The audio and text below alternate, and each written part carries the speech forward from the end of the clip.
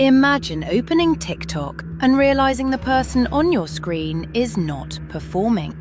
Not joking. Not creating some elaborate publicity stunt. Something is genuinely wrong. Thousands of people are watching. Some are begging someone to call the police. Some think it must be fake. Others begin recording the screen because they know this is about to go viral. And for approximately 15 minutes, the live stream keeps going. On August 4th, 2026, celebrity blogger PEREZ HILTON experienced what his family has since described as a severe mental health crisis in front of an audience. The video spread almost immediately. By morning, his worst moment was everywhere. Tonight, we're talking about what happened to PEREZ HILTON, what we actually know, and what this disturbing incident reveals about the internet we've built. Welcome to the podcast you can't unhear.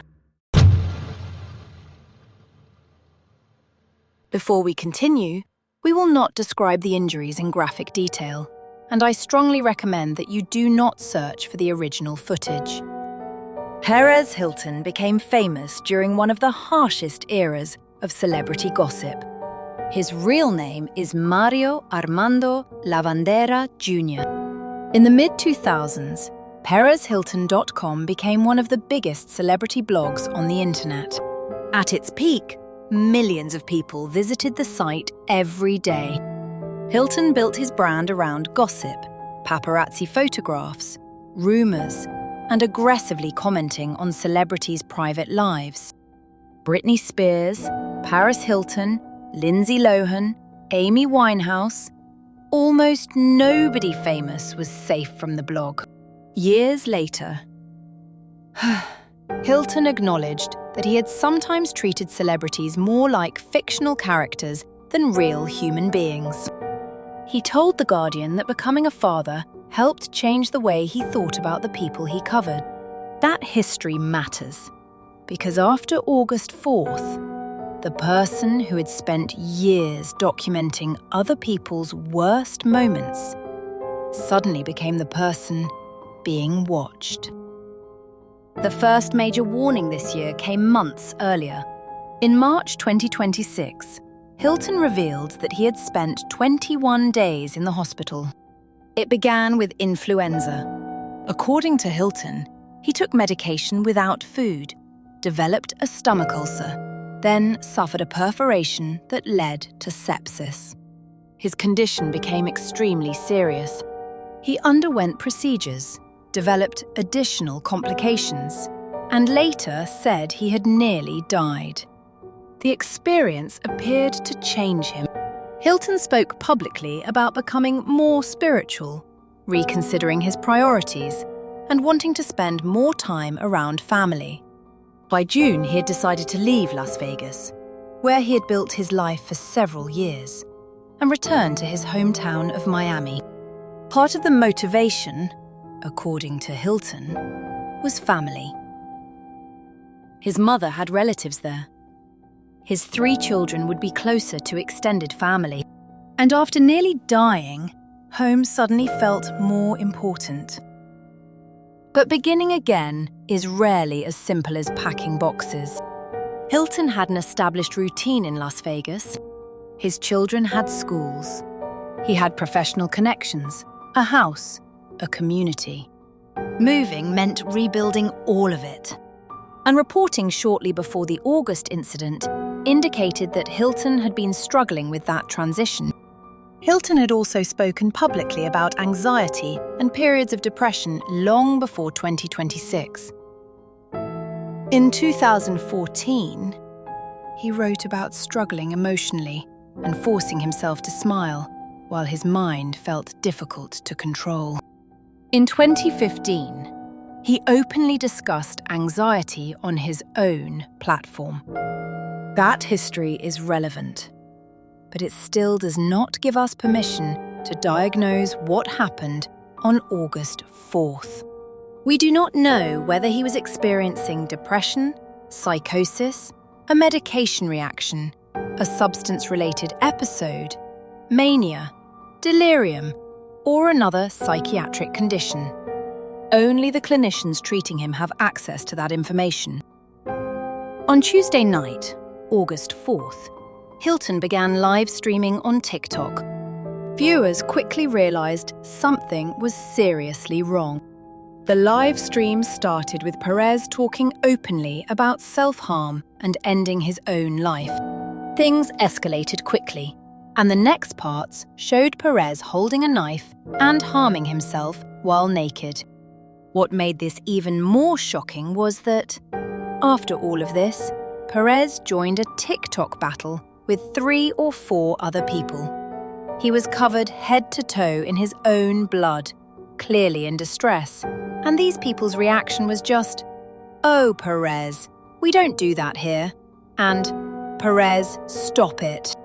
They treated it like he was just being an inconvenience to their stream. At some point, the footage was graphic enough that viewers finally started reporting the stream, while others contacted emergency services. TikTok's automated moderation system detected the livestream within minutes and sent it to a human moderator.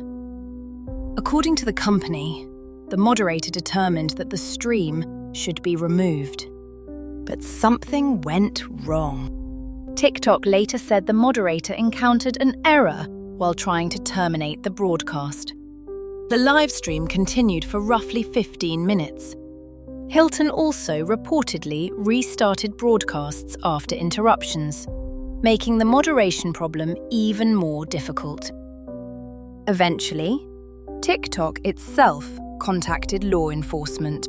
Miami-Dade authorities were already receiving calls from concerned viewers. Deputies arrived at Hilton's home. His family later clarified that his children, his sister, and his niece had been inside the house shortly before the crisis escalated. When it became clear that Hilton was seriously unwell, the adults removed the children from the home. Police found Hilton alone. Officers used crisis response procedures, and he was eventually transported safely to a Miami area hospital. Authorities confirmed that he was taken into care under Florida's Baker Act, which allows temporary involuntary psychiatric examination when someone may pose an immediate danger to themselves or others. TikTok banned Hilton's account. The company acknowledged that the material violated its policies involving suicide and self-harm. But by then, the platform had lost control of the footage. Screen recordings moved to X, then Reddit, then repost accounts, then reaction videos. People who had never watched the live stream directly opened their timelines and saw clips without warning. That became the second crisis. The first was happening inside Hilton's home.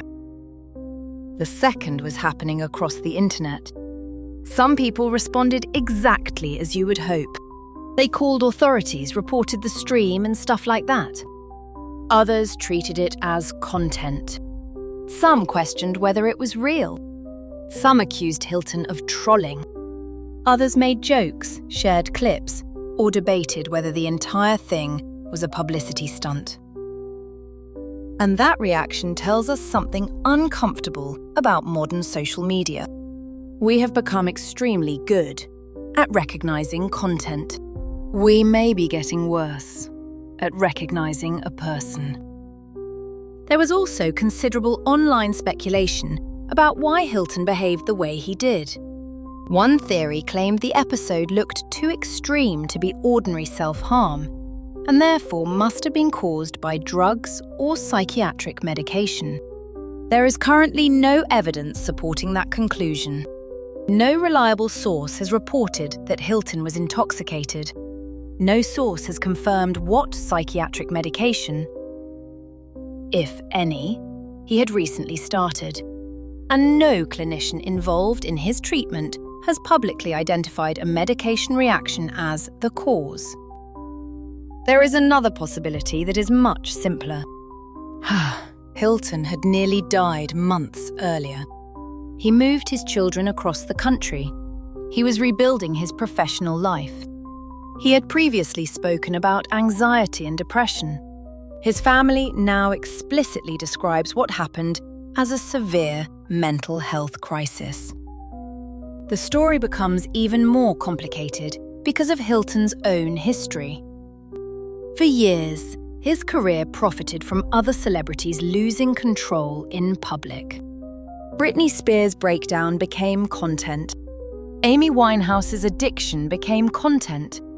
Celebrity divorces, arrests, rehab, body changes, mental illness, all became something people clicked.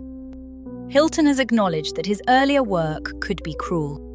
So when his own crisis became public, some people saw irony. Others saw karma. But there is accountability. And then there is dehumanization. Perez Hilton can be criticized for the celebrity culture he helped create, and he can be held responsible for things he has written. But we can still say, a video of someone in psychiatric crisis should never become recreational viewing for any reason at all. His family's first statement confirmed that he was receiving medical care. The following day, they released another update.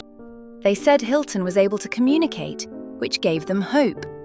They asked people to respect the family's privacy, particularly because his children had also experienced something deeply frightening. That last point deserves attention.